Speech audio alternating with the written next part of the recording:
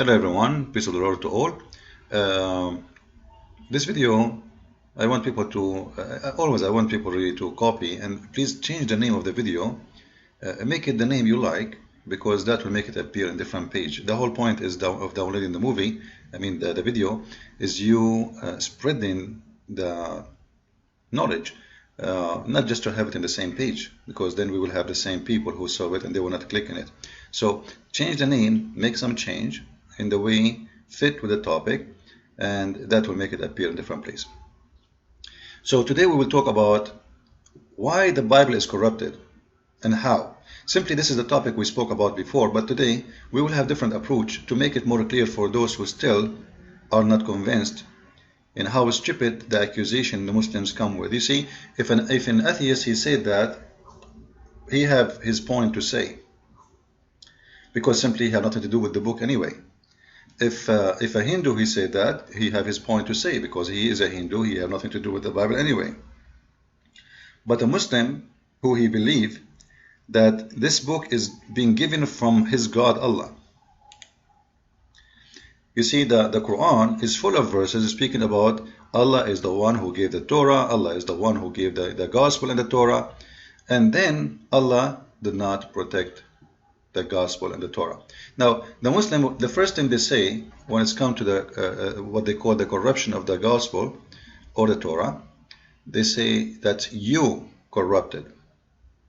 We. Now, is that true? According to Islam, no. According to Islam, yes. But at the same time, no. Which means Islam, because it's a stupid religion made by a stupid mental idiot, so it contradicts itself.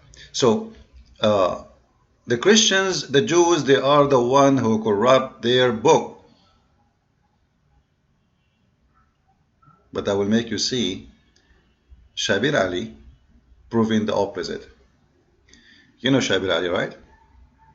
You know him. This guy who ran away from debating me, and he will keep running forever. You know why. This is Shabbir Ali. Someone will ask him how the Quran was preserved. Listen to the answer and let us see how stupid Muslims are, especially those who claim to be smart. You see, Shabbir Ali is the kind, if you ask him a question and that question is real, he will never answer you. But as long as the question is like, how the Quran preserved, he will give you a speech. But because they are relaxing, they make statement which destroy their own other statements. Listen carefully. They could do this in their own memories. And so the sequence then of things was by explicit divine instruction.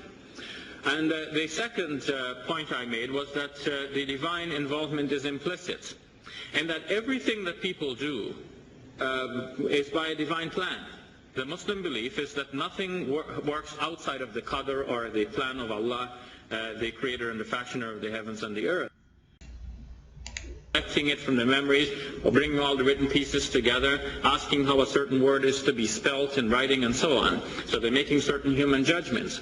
But it seems that implicitly there is the hand of God working through all of this, to use that expression.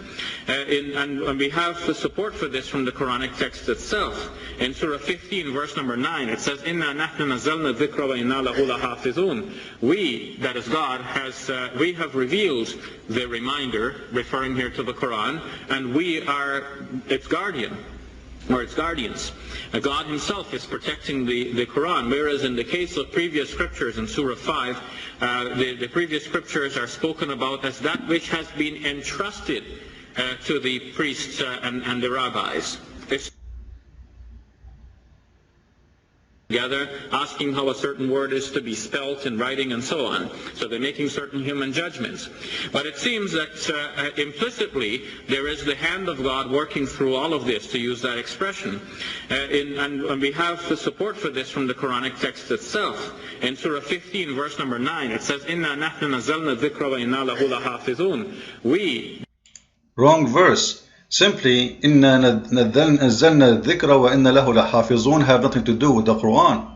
Because how you know this is about the Quran? The word dhikr mentioned in the Quran many places. Not only it can be anything from the word of God supposedly. And let us show you the proofs and the reference just to show you that this guy is a liar. If we go to the Quran, this is chapter 21 verse number 7. Remember, chapter 21 verse number 7, and this is the word zikr, al-dhikr in Arabic. Alright, this is the word he's talking about. It's mentioned in the Quran many times. It's written in the same exact way, so he cannot say, oh, this is a different word. This is the word he's talking about. Inna anzalna al-dhikra wa inna lahu lahafizun. Now he is claiming that the word al-dhikr means the Quran. How you know? If this word is the same mention for the Torah and the Gospel, let us see the interpretation or even the translation for the verse. If we go and see the translation, you will see it says, and we sent not before you Muhammad, but men whom you revealed. So ask people of the reminder. He's the one who translated the word dhikr as reminder. Remember in the video, I will play it again, which mean the scriptures, the Torah and the Injil. But he just quote for us a verse saying that Allah, He is going to protect a dhikr. According to him, this is the Quran. How you know?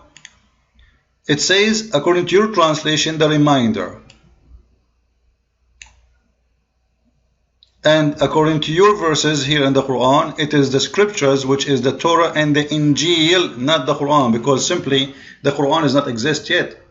The Quran is in a process right now to be given. It's not given yet. So when he said that this is about a verse, Allah, He said He preserved only the Quran, this is a joke. Because there's many verses in the Quran prove the opposite. We can show you more proofs.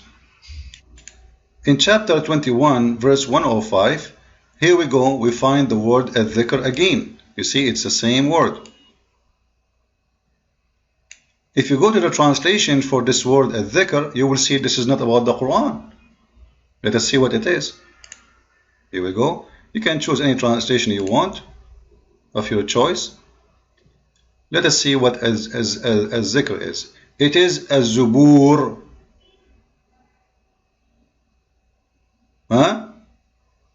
Az-zubur and at-Torah and the Injil. And after them all, after all those books, the Quran came. So the word al-dhikr here is coming for az-zubur, i.e. the revealed holy books, the Torah, the Injil, the Gospel, the Psalms, and the Quran. You see the hypocrisy? So the word al-dhikr means all of those books.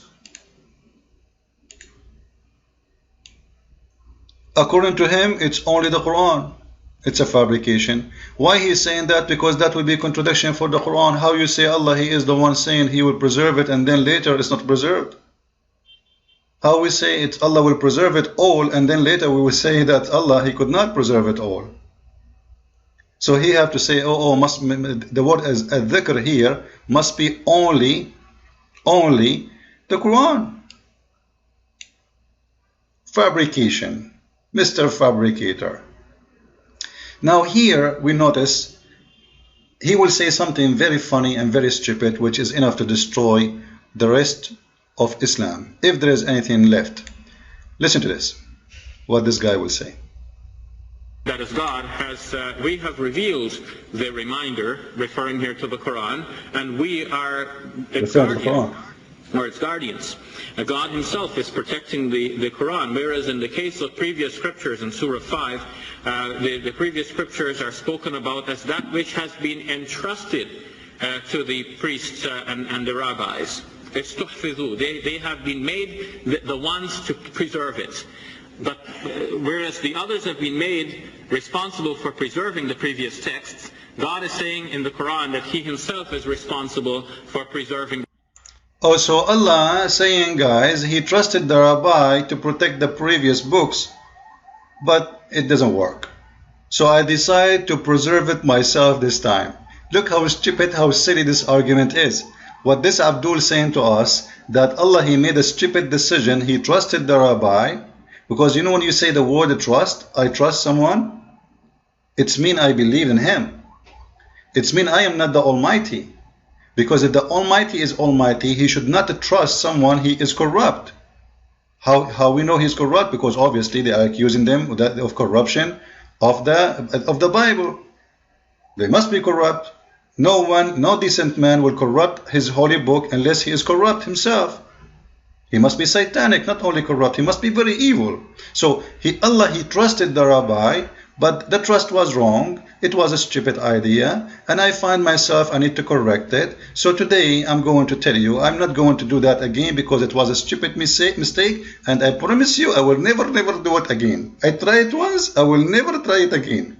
This is the stupid logic of this religion. It's called Islam. Can you find me more stupid than Allah? Because Allah, He is trusting the wrong ones to protect His book.